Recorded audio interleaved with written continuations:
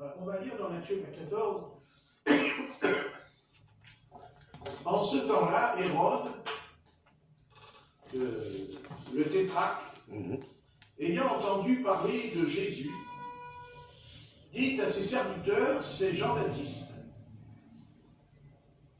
Il est ressuscité des morts. Et c'est pour cela qu'il se fait par lui des miracles. Car Hérode, qui avait fait arrêter Jean, l'avait lié et mis en prison à cause d'Hérodia, femme de Philippe, son frère. Parce que Jean lui disait, il n'était pas permis de l'avoir pour femme. Il voulait le faire mourir. Mais il craignait la foule parce qu'elle le regardait Jean comme un prophète. Donc on s'arrêtera là.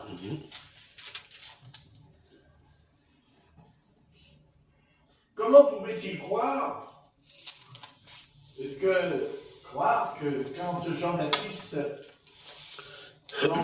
puisque c'est sous son ordre qu'il l'a fait tuer, c'est lui qui a donné l'ordre, bien que Hérodia a demandé la tête de Jean-Baptiste, mais ça n'empêche pas que c'est quand même lui qui a donné l'ordre de lui couper la tête et de la porter sur un plateau.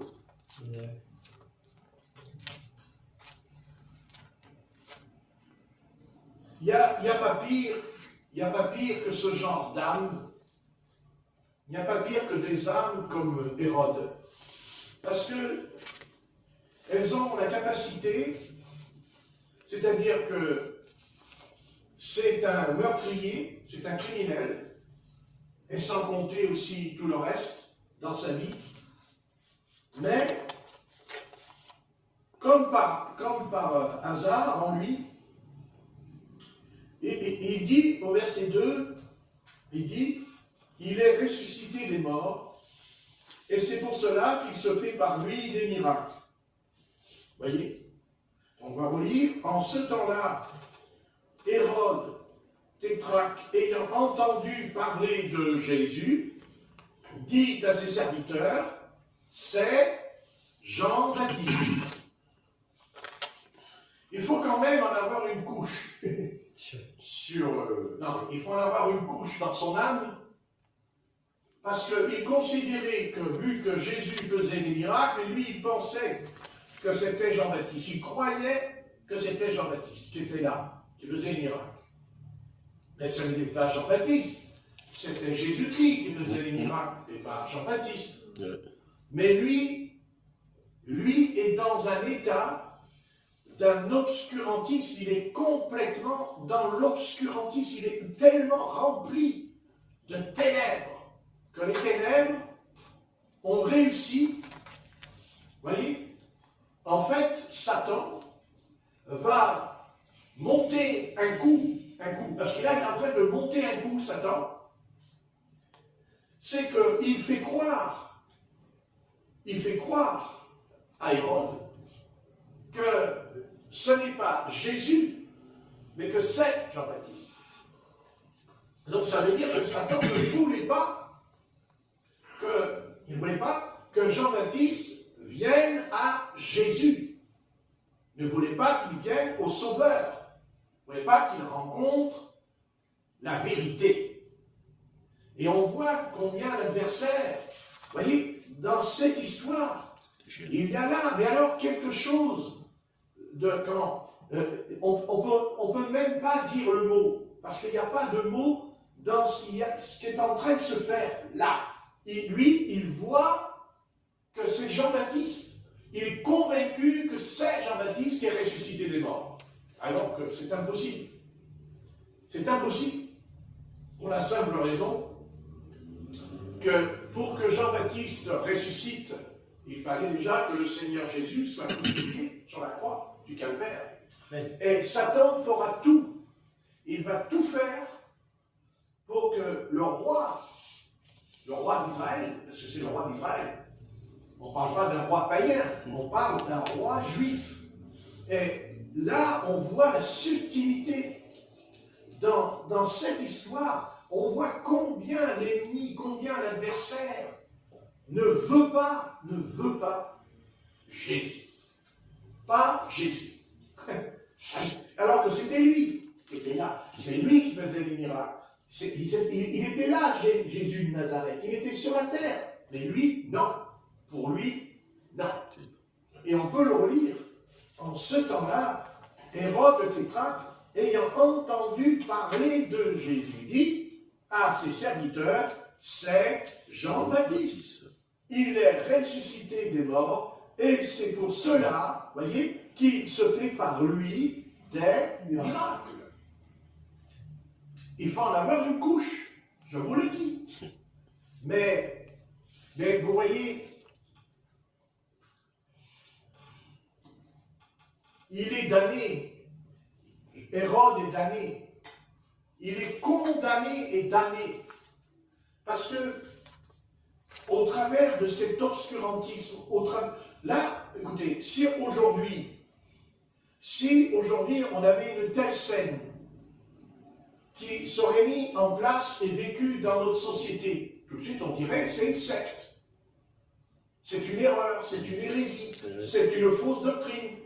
Aujourd'hui, ça, ce qui fait Hérode. Ça n'a pas l'air dans ce passage, mais si on veut le méditer profondément, on constatera un tel point combien l'esprit d'Hérode, l'âme d'Hérode, ne pouvait pas parvenir au salut, ne pouvait pas recevoir la vie éternelle.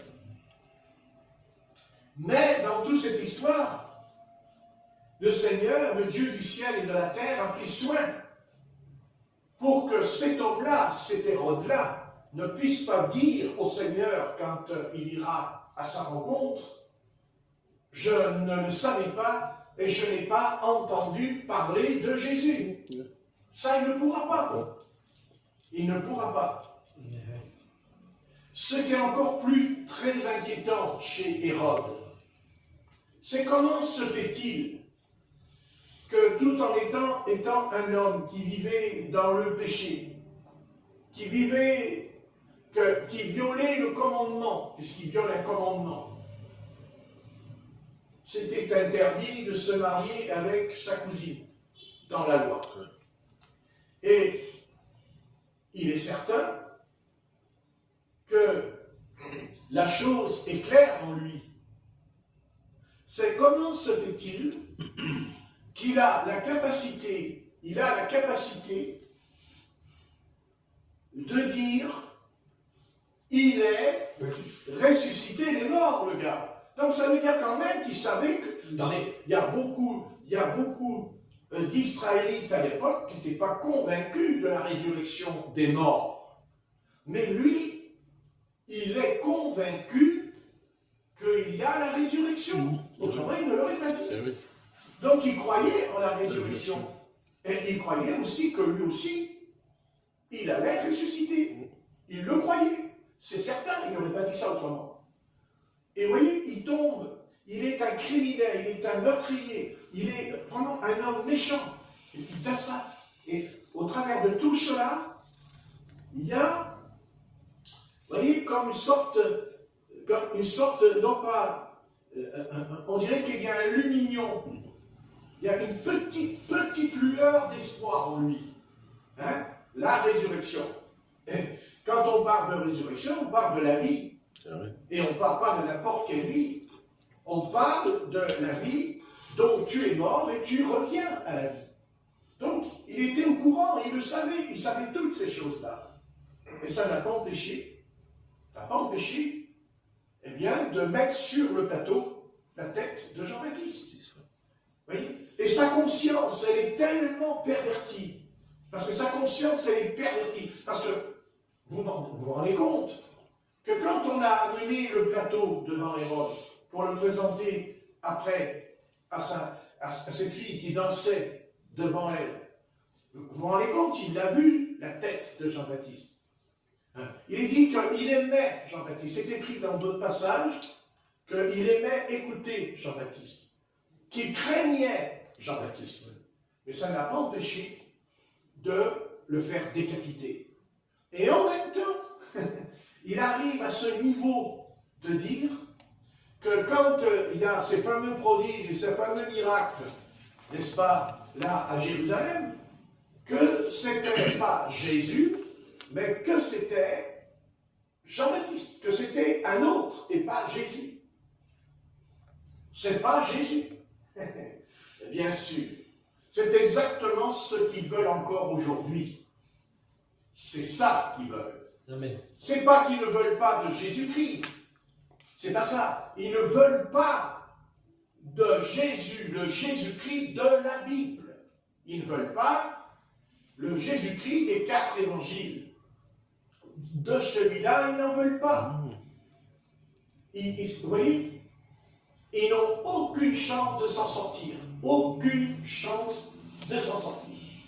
Et ils ne pourront pas s'en sortir. Et comme ils voient, parce qu'ils constatent, depuis quelque temps, ils constatent que le navire va à la dérive. Ils constatent qu'ils ont tout essayé pour bâtir, pour construire une société où on pourrait vivre en paix, qu'on pourrait vivre dans l'harmonie, que voilà, ce serait formidable, extraordinaire. Nous avons la médecine moderne, on peut se déplacer rapidement, on peut aller dans un autre pays, n'est-ce pas, rapidement. Vous voyez, ils ont tout. Ils ont tout. Mais c'est l'échec. C'est l'échec.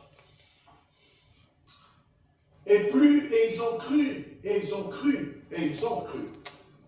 que par la science, par le savoir, par la connaissance, eh bien, ils pouvaient s'en sortir. Et qu'ils pouvaient, comme l'a fait d'ailleurs Nemrod est convaincu en lui que, en construisant la tour, en faisant cette tour, tellement voilà, vous savez, on ne peut rien faire, que ce soit le bien ou que ce soit le mal, on ne peut rien faire sans que Dieu soit l'objectif des choses, que ce soit dans la création, que ce soit sous la mer, sur la terre, dans le ciel, ça ne changera rien.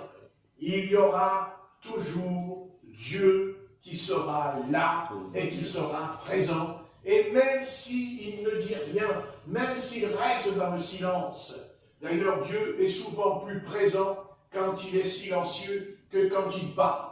Amen. Et c'est ça la chose qu'ils n'arrivent pas à accepter. Donc, comme ils n'ont plus de solution, car ils n'en ont plus, alors Satan, car Satan est toujours Satan, et n'oublions pas que Satan, c'est un mot qui ne s'arrête pas seulement dans le sens que c'est Satan le mot, mais c'est que la Bible dit, le serpent, l'animal le plus rusé et le plus intelligent des champs, le plus intelligent. Mais il dit rusé, la ruse. Vous voyez? Et bien sûr, ils en sont arrivés à l'échec. Donc maintenant, ils ont compris, ils ont saisi que leur propre intelligence n'était plus capable de fonctionner, n'est plus en capacité de produire, vous comprenez, de produire ce qu'il faut.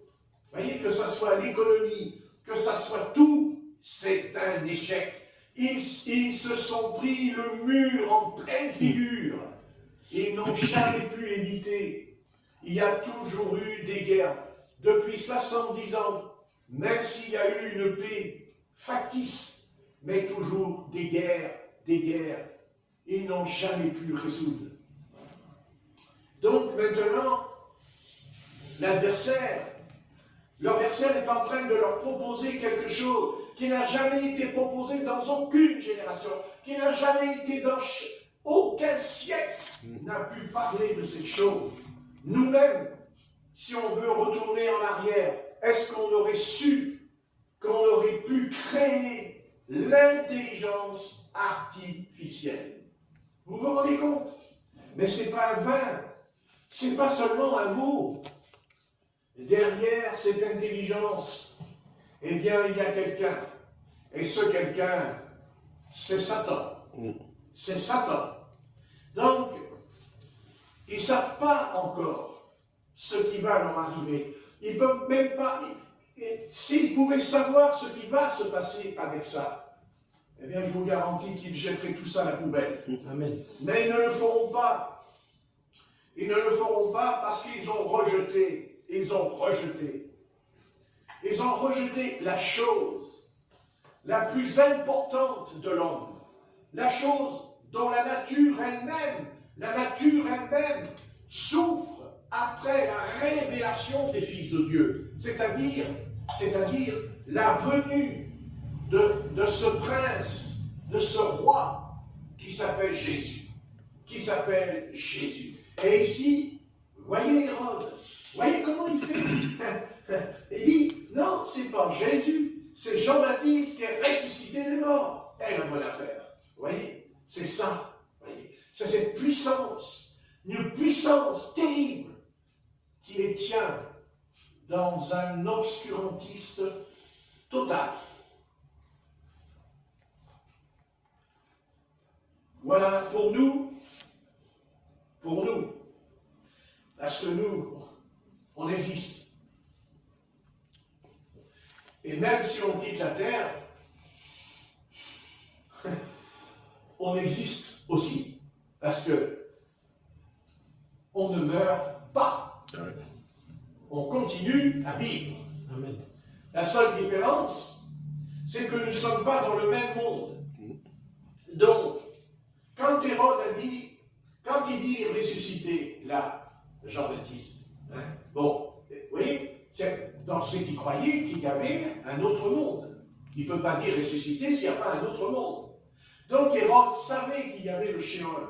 Hérode savait qu'il y avait le séjour des morts. Il le savait. Il ne peut pas dire ressusciter s'il ne le savait pas. Il savait très bien. Voyez. Et en fait, vous voyez, sa conscience, parce que, croyez-moi que pour dire une telle chose, c'est que sa conscience, eh ben, elle devait être drôlement tourmentée quand il a donné l'ordre d'assassiner Jean-Baptiste. Parce que pour en arriver à dire que c'est pas Jésus là, mais que c'est Jean qui est là, parce qu'il est ressuscité. Oh, combien il a voulu, combien il voulait, vous savez, il voulait tellement avoir la paix. Il cherchait la paix. Vous voyez, je suis sûr qu'il était prêt à aller le voir. Là, il était prêt, il aurait voulu le voir, le rencontrer. Mais non, remarquez, il n'aurait pas vu Jean-Baptiste, il aurait vu Jésus. Bien qu'il le verra plus tard. Parce qu'il le verra plus tard. Oui, il le verra, ça c'est sûr. Vous savez, il le verra, Jésus-Christ. Parce que, vous savez, même ceux qui ne veulent pas le voir, de toute façon, ils le verront, soit dans cette vie, soit dans l'autre vie. Ça ne changera rien. Parce que même Pilate, il l'a rencontré. Pilate l'a rencontré. Son épouse, elle l'a rencontré dans un songe. Vous voyez, même dans un songe. Ah, elle rencontre Jésus. Voilà. Et c'est normal. Ils pourront raconter tout ce qu'ils veulent. Ils pourront nous sortir toutes les théories qu'ils auront dans le panier. Ça ne changera rien. On leur dira, vous allez vous planter contre un mur. Vous allez échouer. Et vous allez vous casser la figure. Encore pire que maintenant. Parce que vous voyez, c'est impossible. Vous ne pourrez pas vous en sortir. Parce que la seule chose qui vous permettra de vous en sortir, c'est quand vous vous mettrez à genoux devant Jésus-Christ. Et que vous le confesserez de votre bouche qu'il est Seigneur des Seigneurs. Amen. Et qu'il n'y a rien d'autre, il n'y a rien qui pourra remplacer le Seigneur Jésus. Rien. Ils peuvent tout essayer. Tout essayer. Ils peuvent tout. Ils pourront inventer tout ce qu'ils veulent. Ils veulent monter là-haut. Eh bien, qu'ils montent là-haut. Mais qu'est-ce qu'ils croient? Mais ils rencontreront Jésus-Christ là-haut. Alléluia. Mais qu'est-ce qu'ils s'imaginent? Il est là-haut. Il est en bas. Et il est capable de descendre aussi tout en bas, puisqu'il y a été. Voilà. C'est très clair.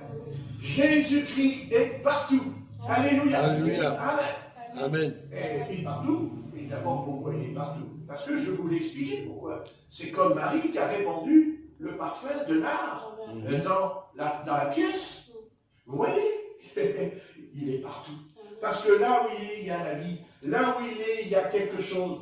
Vous savez, dans notre vie, on peut tomber malade, on peut avoir des épreuves, on peut passer par des choses qu'on n'arrivera pas toujours à comprendre.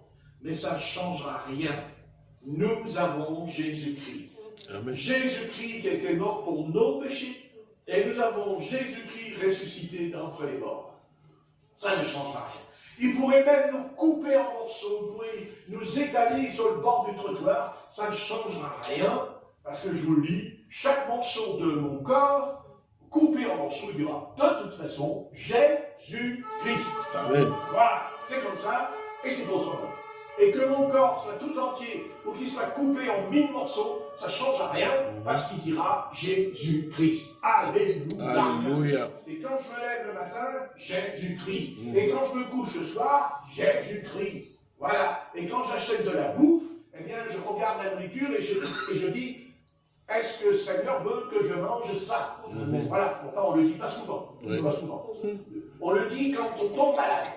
Quand on a un peu mal au ventre, on dit, est-ce que je peux acheter ça? Est-ce que je vais dire? Mais ça ne change rien.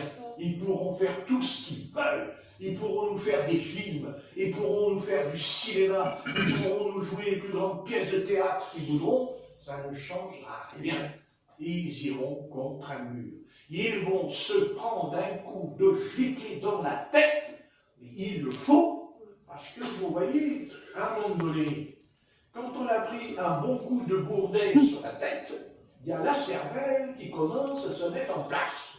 C'est malheureux à dire, mais l'homme ne comprend que comme ça. Amen. Autrement, il ne comprend pas.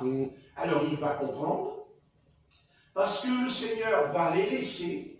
Vous savez, la pire chose qui peut arriver à l'humanité, c'est quand Dieu leur dit « faites ce que vous voulez ». Voilà. Vous voyez, mais ce n'est pas une bonne affaire. C'est pas, vous savez, quand Dieu dit fais ce que tu veux, c'est pas une bonne affaire. Il vaut mieux que Dieu dise non, je ne vais pas te laisser faire. Oh, merci Seigneur. Amen. Merci. Parce que s'il laisse faire, vu comment je suis conçu dans ma tête, je suis prêt à faire les plus grandes bêtises que je ne sais même pas lesquelles que je vais faire. N'est-ce pas? Oui. Voilà, c'est très bien. Nous avons Jésus-Christ, nous avons le Seigneur. Et pourquoi nous avons Jésus-Christ? Mais parce que Jésus-Christ dérange. Il dérange, pas parce qu'il nous dit, il ne faut pas faire ceci, il ne faut pas faire cela. Non, il nous dérange dans son origine.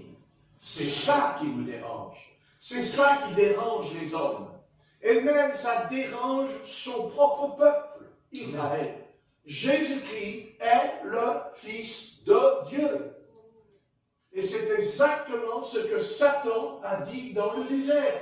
Es-tu le Fils de Dieu? Si tu es le Fils de Dieu, vas-y, montre-moi que tu es capable. Vous voyez? C'est ça. Mais si tu tombes, tu n'es plus le Fils de Dieu. Parce que si tu tombes dans le péché, tu n'es plus le Fils de Dieu. Ah non. Pas plus que quand les anges sont tombés, ne sont plus des anges, mais des anges déchus, et peut-être des démons. Il n'y a pas d'autre solution. La solution, elle est toujours dans l'origine. Et Dieu nous parle dans l'origine au travers de la semence. C'est par la semence, il n'y a pas d'origine s'il n'y a pas de semence. Et il n'y a pas de semence s'il n'y a pas d'origine. Satan a une origine. Elle est dans la Genèse. Elle est même au début de la création. Le serpent. Vous voyez? C'est la semence. La semence. Ça, c'est l'origine. Et Satan, son origine à lui, c'est le mal. C'est le mal. Et le contraire du mal, c'est le bien. Vous comprenez? C'est la bonne action. Voilà. Et Jésus-Christ a une origine. Son origine, c'est le Saint-Esprit. Le Saint-Esprit. Le Saint-Esprit est descendu, a couvert le sein de Marie. Et l'enfant qui est venu, il n'est pas de Joseph. Il n'est pas de Joseph. Amen. C'est le Saint-Esprit qui a fait que Jésus-Christ est le Fils de Dieu. Amen. Et à partir de cela, Satan est vaincu. Amen. Satan n'est pas vaincu parce que Jésus l'a chassé. Satan est vaincu parce qu'il était vaincu dès l'origine au travers de la semence. La semence. Voilà. Et c'est pour cela, qu'on le veuille ou non, que nous soyons d'accord ou pas, on peut dire tout ce qu'on veut, mais qu'il ne soit pas d'accord, j'en ai rien à faire. Dans la Genèse, au chapitre 3, il y a le serpent, mais il n'y a pas que le serpent, il y a sa semence. Il y a sa postérité. Eh oui. Parce qu'il y a deux postérités dans la Genèse. Il y a la postérité du malin et il y a la postérité de Dieu. Parce que dans la Bible, il y a les fils de Satan, il y a les fils du malin, c'est écrit dans là, les fils du malin. Et il y a les fils de Dieu. De Dieu. On n'est pas sauvés seulement parce que le Seigneur nous a sauvés. Bien sûr, il nous a sauvés dans le sens où il nous a fait comprendre que nous étions perdus et que la seule solution pour revenir vers lui. Mais ça ne veut pas dire que parce qu'on revient vers lui, on ne l'appartenait pas, on lui a toujours appartenu. Nous avons toujours été des fils et des filles de Dieu. Mais nous avons été livrés. Nous avons été livrés. Et ce n'est pas Satan qui nous a livrés, c'est Adam qui a livré les fils de Dieu à Satan. Il les a livrés. C'est-à-dire que les fils de Dieu n'étaient plus, ils n'avaient plus pour Dieu propriétaire, la propriété, propriétaire. Et avant de venir au Seigneur, Satan était notre propriétaire. Et un propriétaire, il va vous demander de payer un loyer. Il va vous demander un salaire. C'est un propriétaire.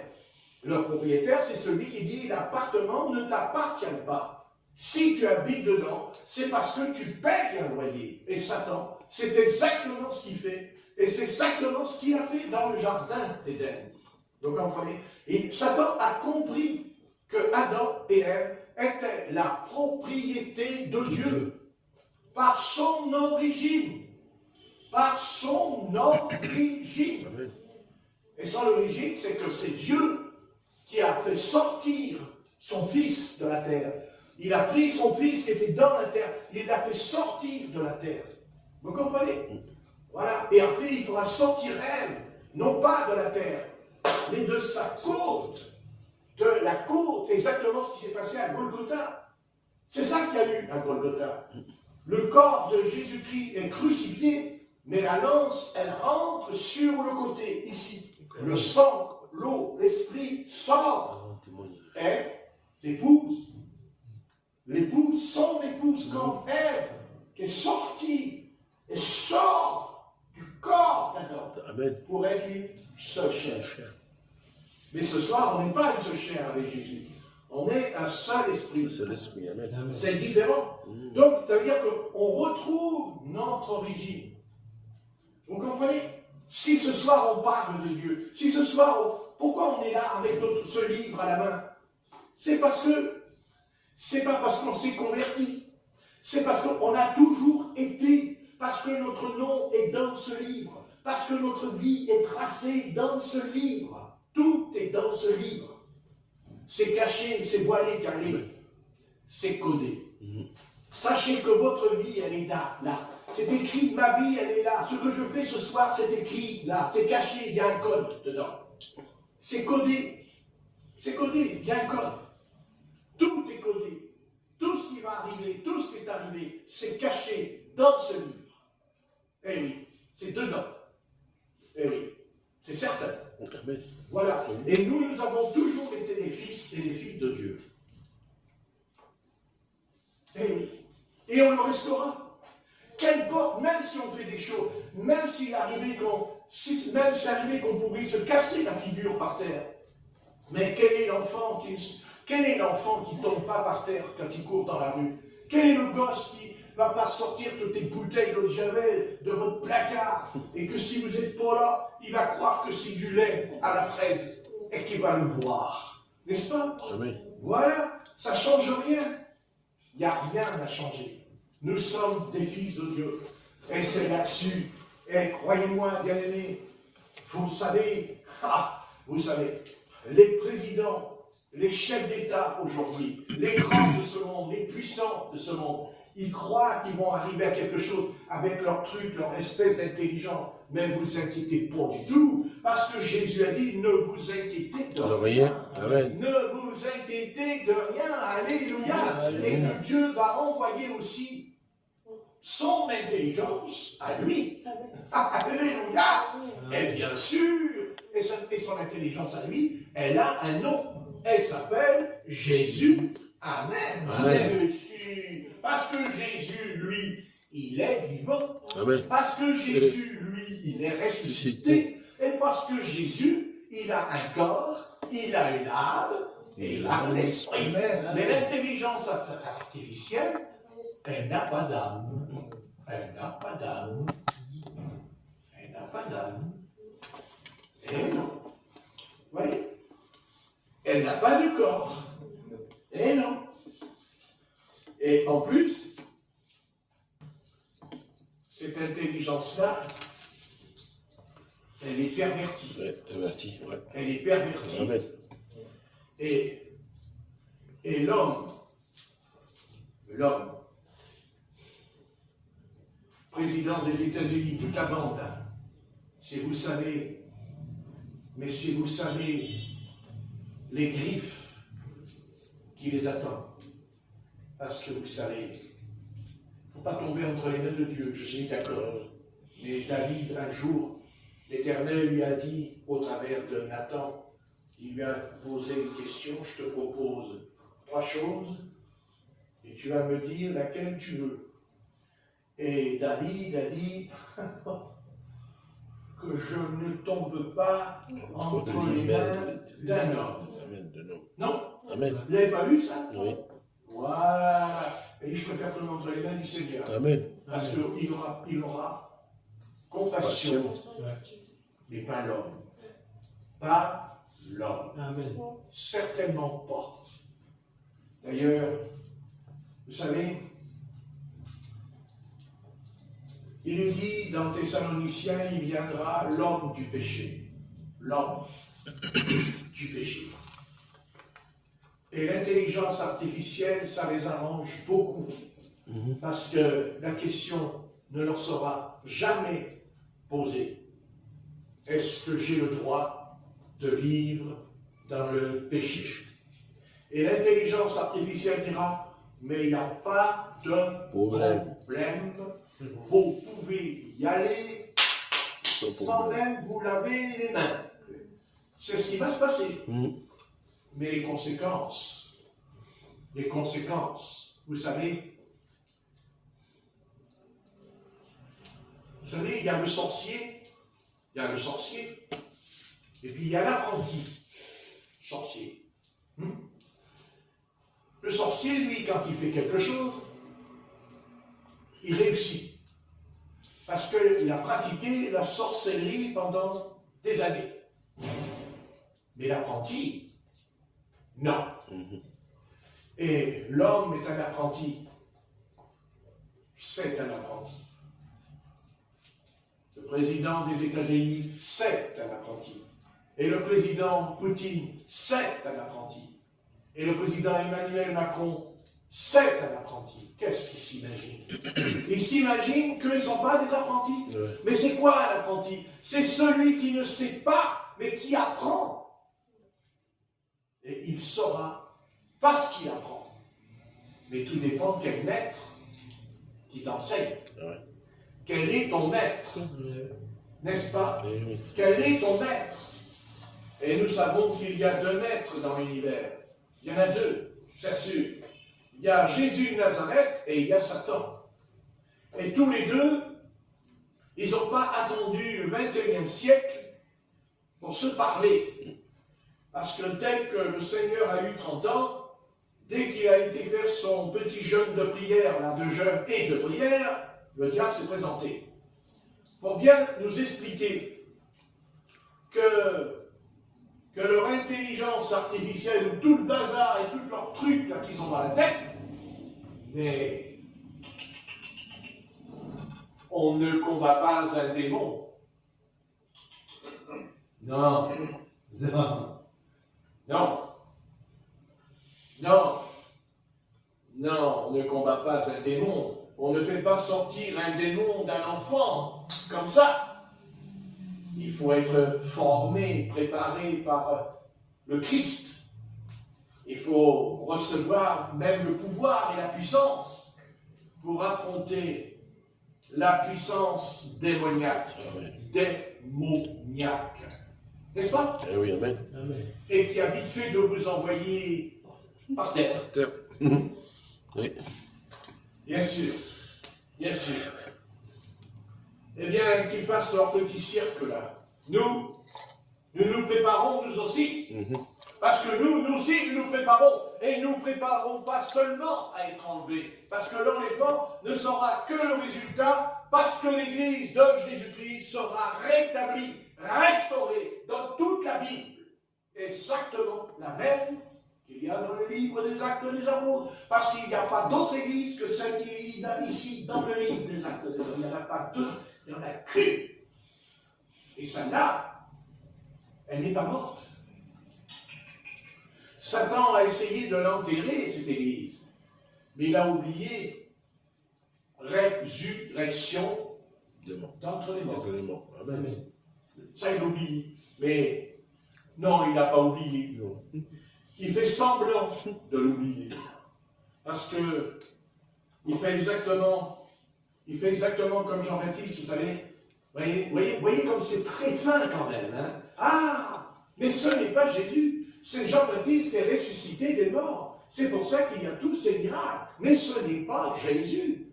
Non, ce n'est pas Jésus qui est là. C'est Jean-Baptiste qui est là.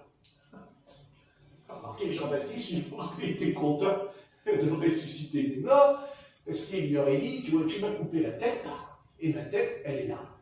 Elle est bien à ma tête. Parce que t'inquiète pas, ma tête, je vais la retrouver, ma tête. Parce que sa tête, il l'a perdue, mais il l'a retrouvée quand même. Ne croyez pas qu'il est rentré dans le royaume de Dieu sans sa tête. D'accord? N'est-ce pas? Alors, restons tranquilles. Mais rester tranquille, ça ne veut pas dire rester passif. Ouais, c'est ça.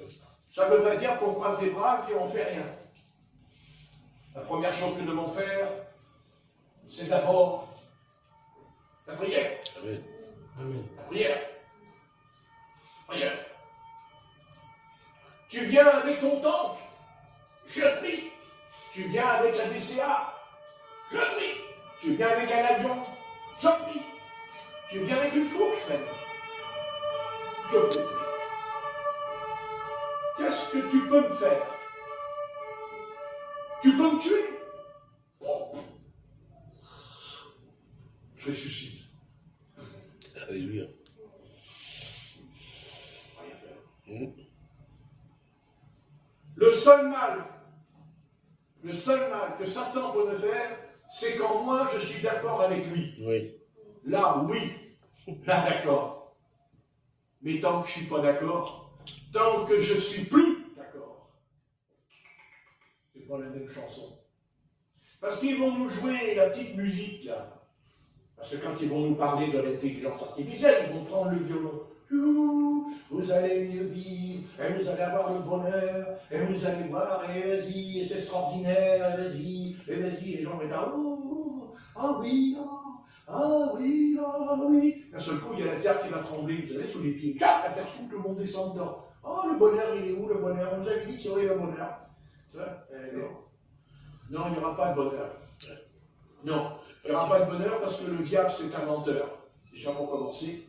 Et que Jésus-Christ, lui, c'est pas un menteur. Amen. Et quand Jésus-Christ dit que si on vient à lui, on aura le bonheur, d'ailleurs il l'a dit dans l'Évangile, l'Évangile chapitre 6 ou 5, où il dit, quand il parle sur la montagne des béatitudes, heureux. Heureux. Amen. Heureux les pauvres en esprit. Heureux quand vous serez persécutés. Heureux. Heureux. Heureux. Ouf. Oh là là. T'es heureux? Heureux. T'es heureux, toi? Oui. Même quand tu montes 4 étages? Oui. Ah, c'est bien. Je voulais l'avoir, mais ça n'a pas marché. Et non. Aujourd'hui, non. Ah oui. Voilà. Ils ne pourront pas l'enlever. Amen. Qu'est-ce qu'ils ne pourront pas? D'accord? Oui. C'est pas vrai. Voilà. Ils ne pourront pas nous enlever. Et puis, ils ne pourront pas, puis ils ne pourront pas. Est-ce qu'ils ont pu empêcher l'église primitive? Ils ont foutu en prison? En prison? Qu'est-ce qu'il fait l'apôtre Paul avec Silas? Il prie, il chante en langue. Ok? Amen. Ah, Amen. qu'est-ce que ça change? Qu'est-ce que ça change? C'est pas moi qui vis, c'est Christ qui vit en moi. Moi, je peux être carreau. Moi, je peux avoir la fièvre. Je peux avoir des hémorroïdes. Je peux avoir tout ce que vous voulez. Ça ne changera rien. Ça ne changera rien. Ne m'empêchera pas de prier le Christ dans ma chambre. Ne m'empêcheront pas d'invoquer l'Éternel dans ma chambre. Point. Ah, la vie. Voilà, c'est comme ça, c'est bon. Ça ne change rien. C'est pas qu'on s'en fout. On va pas dire qu'on s'en fout. Non. Mais ça ne change rien. Ça ne change rien. Ben non. De toute façon, vous savez, Dieu est esprit. Amen. Oui. Dieu est esprit. Donc, si on a compris que Dieu est esprit, on a tout compris. Ça veut dire que si Dieu est esprit, il faut marcher selon son esprit. C'est vrai ça. Ah oui. Qu'est-ce que vous voulez? Qu'est-ce que vous voulez? Les chrétiens aujourd'hui, marcher selon l'esprit, ils ne savent plus ce que c'est. Ils ne savent pas ce que c'est marcher selon l'esprit. Ils ne savent pas. Parce que s'ils savaient, ben, ils feraient ce que la parole de Dieu leur dit. Parce qu'on ne peut pas se réclamer de l'esprit et puis aller contre la Bible. Et désobéir à la Bible. Voilà. Et vous savez, marcher par l'esprit, ce n'est pas dans les grandes choses. C'est d'abord les toutes petites choses. C'est tout ce qui est simple. Voilà. Tout ce qui est simple. Voilà. Quand une sœur en Jésus-Christ ne s'habille pas comme il faut, quand elle s'habille comme dans le monde, elle ne marche pas par l'esprit. Quand elle ne porte pas des cheveux longs pour prier le Seigneur, elle ne marche pas par l'esprit. Et quand un homme, eh bien, il se met à boire du vin en cachette, ou quand il se met, excusez-moi, hein, je ne vais pas faire autrement, moi je vais me taire parce qu'autrement je vais prendre une gifle, j'ai pas envie. Voilà. Il faut marcher droit. Amen. Marcher droit. Marcher droit. Comme elle a dit la dame hier dans la chambre, elle a fait faut marcher droit. Il faut pas aller là, elle a fait dans la chambre. Et attendez, elle n'est pas pentecôtiste, elle n'est pas méthodiste, elle n'est pas protestante, elle est catholique romaine. Bon, ok, des catholiques romains comme ça, moi j'en veux bien chez moi. Hein. Ils peuvent venir, hein. Ils peuvent venir, hein, parce que moi, vous savez, je suis d'accord. Hein. Voilà, parce que hier, c'était le cœur. Amen. Nous l'avons vu, son cœur, hier, avec son mari, dans la chambre, n'est-ce pas? Oui. On est témoins, on l'a vécu. Oui. Voilà, donc vous voyez, il ne faut pas... Vous voyez, je vais vous dire quelque chose. Simple, les choses simples. Vous savez, il y a des âmes cachées. Amen. Il y a des choses cachées aujourd'hui. Et je pense qu'il y a peut-être beaucoup plus de cœurs qu'on pourrait l'imaginer. Et peut-être même qu'il y a des cœurs là où on ne pense pas où ils sont avec le Seigneur. Et nous pensons que c'est là qu'ils sont, parce qu'ils sont plus près d'après la vie, la doctrine. Alors eux, ils sont vraiment dans le Seigneur. Ouais. On pourrait avoir toute la doctrine, ça ne veut pas dire que notre cœur, il est droit pour autant. Oui. C'est vrai? Oui. Voilà. Amen. Vous voyez ce que je veux dire? Voilà. Et c'est ça que l'Éternel attend surtout. C'est la droiture. C'est la droiture et la justice. Le reste, Dieu s'en chargera. Il est assez grand. Dieu est assez grand pour nous éclairer. Dieu est assez grand pour... vous savez, c'est vrai qu'il faut des pasteurs, c'est vrai qu'il faut des évangélistes, et bien sûr qu'il en faut. C'est normal. La Bible dit que c'est pour l'édification du corps de Christ. Mais, vous savez, si vous voulez être édifié, si vous voulez vraiment connaître le Seigneur, il n'y a qu'une seule chose à faire. Vous prenez ce livre, vous l'ouvrez et vous l'étudiez. Et vous ne serez jamais trompé. Et vous n'irez jamais dans l'erreur. Amen. Moi, je peux prêcher une erreur. Mais ce livre, jamais. Impossible. Impossible. Parce que ce qui est écrit est écrit. Amen. Et ce qui est écrit s'accomplir. Amen. Voilà, c'est pas compliqué, c'est tout simple. On n'a pas besoin d'aller à l'Académie des sciences politiques ou théologiques. Vous prenez ce livre, je l'ai dit tout à l'heure, n'est-ce pas? Je l'ai dit tout à l'heure. Tout à l'heure, dans la pièce, j'ai pris ce livre, voilà, j'ai pris le livre, voilà, j'ai pris ce livre, la Bible juive complète. J'aime bien le titre, la Bible juive complète. Complète, voilà. Et voilà, regardez ce beau livre, regardez. Regardez, il n'y a rien qui peut être plus beau que ça. C'est une beauté énorme. C'est là, il y a dedans, il y a le ciel, il y a le paradis dedans, il y a quelque chose dans ce livre. Je n'ai pas besoin de rentrer dans le paradis. J'y suis déjà quand je la lis. Je suis dedans quand je l'ouvre. Quelles sont ces pages? Quelles sont toute cette écriture-là? Toutes ces choses? Mais c'est le grand Dieu, c'est notre Dieu qui parle à notre cœur. Oh là là là là. Oh là là. Oh, je dirais presque qu'on est des privilégiés. Oui. Amen. Hein? Oui. On est des privilégiés. Quelle merveille. Quelle merveille. Oh là là.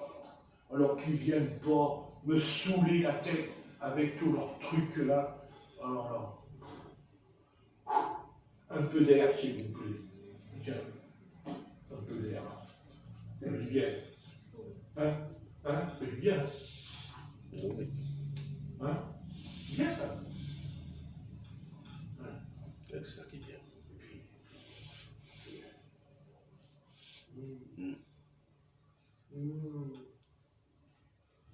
Ça sent bon. Voilà, mon âme est purifiée. Là. Quand on pense à ça, mon âme est purifiée. Il y a Jésus là. Il est là. Je ne peux pas le voir, il est parti. Ça ne fait rien. C'est comme s'il était avec moi. Amen. La nuit, je mets ma Bible là, toujours. Je dors avec comme ça. On traverse. Puis quand ça commence à déglinguer, quand tu commences à déglinguer, attention, tu reviens. Pas vous? Amen. Amen. Pas vous? Non, pas vous. Oh, oui. Non, pas vous. Il n'y a que moi ici. Attendez.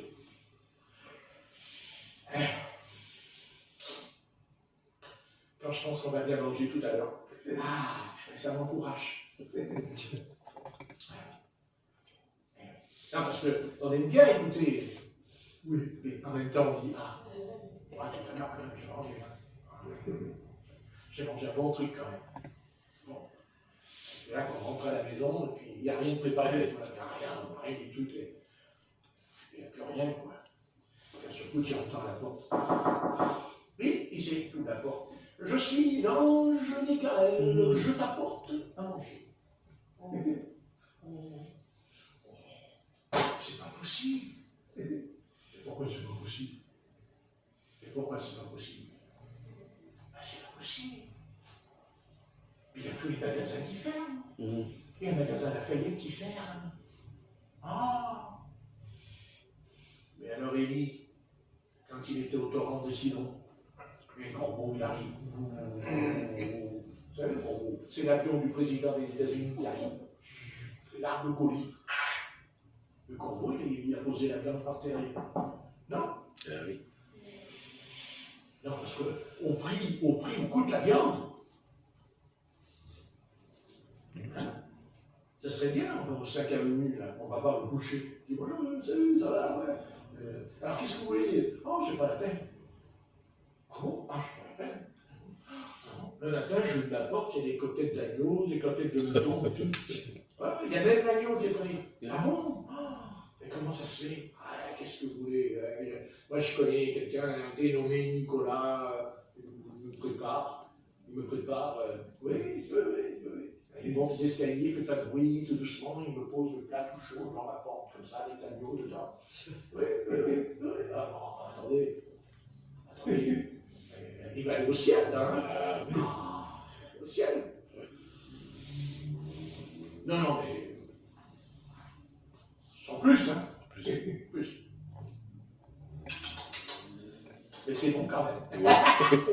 Calme-toi. Heureusement que je ne suis pas filmé, parce que alors là, on va se poser des questions.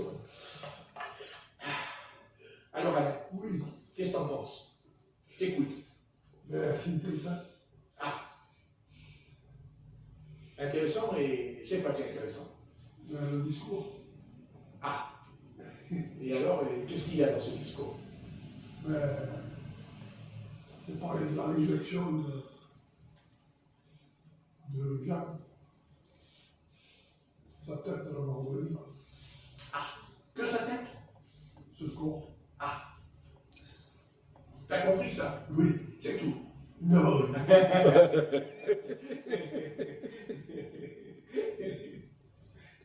Bon. Ça va, j'en ai assez dit. De toute façon, vous avez compris le message. Ah oui. Ça suffit. N'est-ce pas, Jean? Oui. Tu as compris?